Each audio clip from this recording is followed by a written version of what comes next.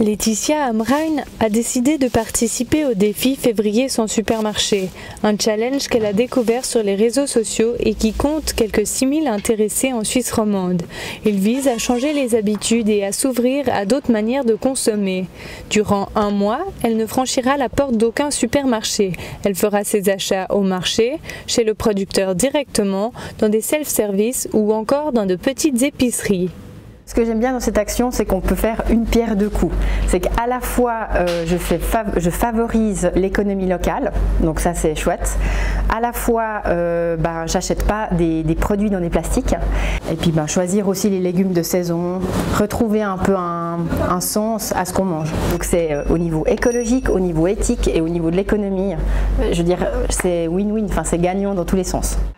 Le défi a été lancé l'année dernière d'une envie de lutter contre la surconsommation.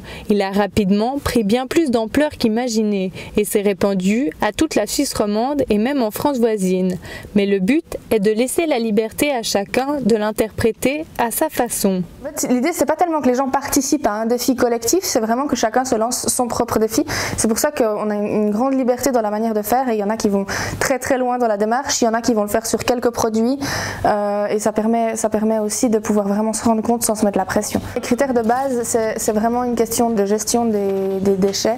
Pas des déchets au niveau des déchets chez nous, mais par exemple éviter ces histoires de fruits et légumes moches qui ne sont pas vendus parce qu'ils ne correspondent pas aux critères dans les supermarchés.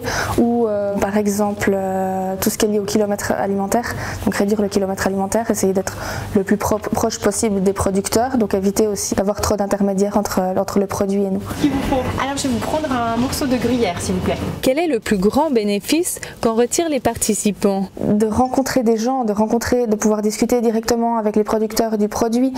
Quand je vais au rayon fromage d'un supermarché, c'est un peu compliqué d'avoir quelqu'un qui me conseille. Malgré les difficultés, Laetitia Amrhein pense que désormais, elle ne consommera plus de la même façon, défi ou pas. C'est pas facile de changer ses habitudes ou de vouloir les changer. Enfin, c'est une chose de vouloir les changer, mais c'est une chose de se mettre en action. Celui-là, ouais, s'il vous plaît.